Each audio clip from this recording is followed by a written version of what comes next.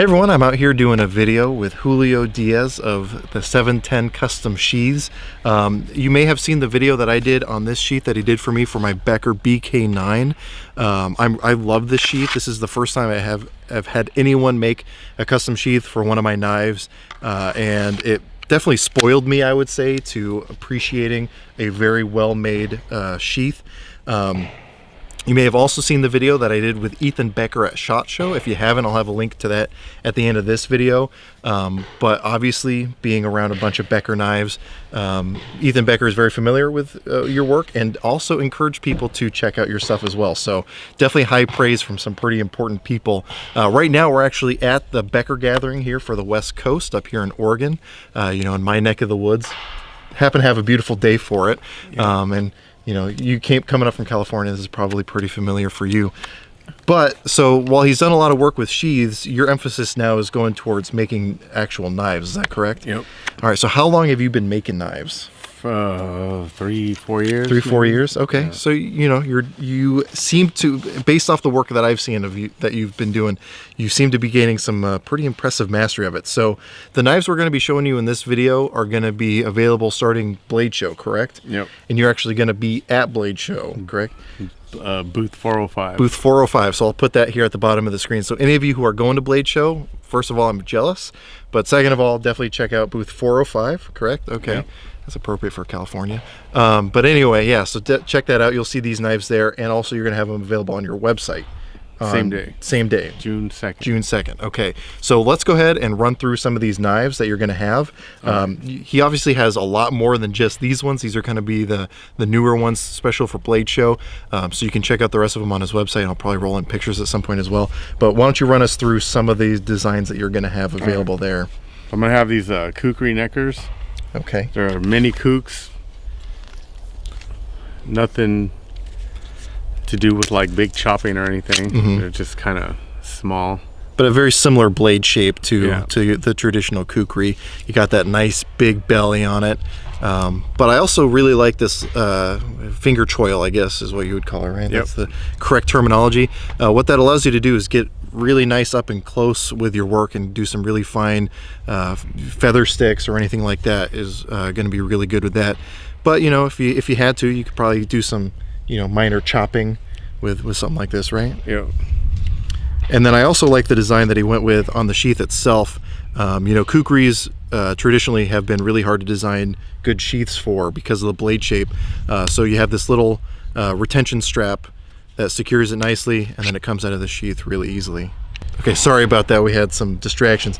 We're gonna have a couple different methods for people to actually wear these, correct? Yeah, so it's gonna come with this leather strap or a leather lanyard, or you're gonna, these things right here, it's got the tech lock back, which allows you to hip carry it left or right depending on what you order.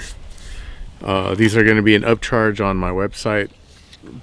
I will have some of these at Blade Show ready to go if anybody wants them.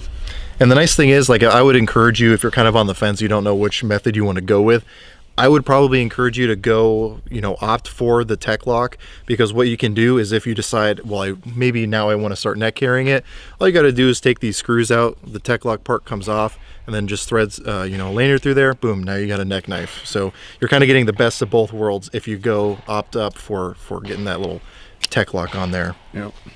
Now, are there going to be different sheath styles? These ones right here are all coming with that the Spectre 13 hex cam. Okay, is it all going to be the same color pattern also, or a couple different colors? There's some that are, I think this one's the chocolate brown. This one is the gray. Okay. So the way I did these is that at Blade Show you'll see the eyelets are kind of matched up with the blade color. Okay. So yeah, I didn't notice that. That's pretty cool. Yes, you can see the handle has that nice rich brown color, and then that matches the color of those little eyelets right there. Same on this other guy, that one, and yeah, on this one as well. That's really cool. I didn't notice that. Those fine details, that attention to detail, I appreciate.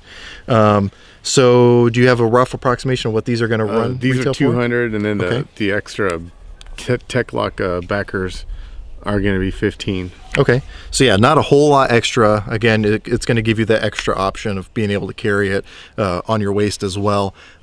So you know, I would definitely encourage you to put in that little extra and get one of those.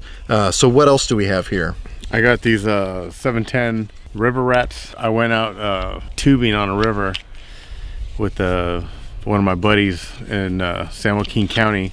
I didn't have a stainless steel blade, so I kind of just grabbed a generic blade for tubing, but I designed one of these things here, made out of AEBL stainless steel, and I stonewashed them. Stonewashed, yeah, and I really like the look of that stonewashing too.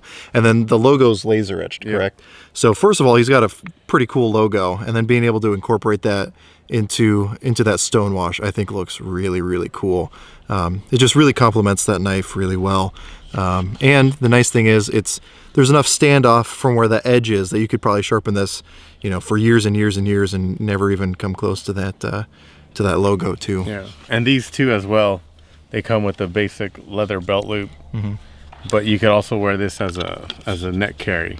Okay, and as you can see, the leather, which I didn't opt for the leather on the one that I had him do because I figured I probably wasn't going to be carrying a BK9, something that big on my belt.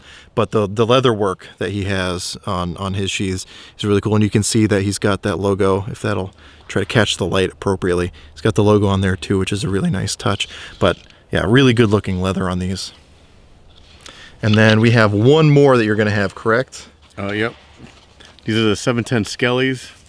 They got LMF handles, LMF knife handles, and the colors I'll have are green, red, and black. I think that's what it was. Okay. But the white ones have the red ones have the white handles with the Preptic Yeti. So again, these are all kind of color matched with the black belt loop and black handles.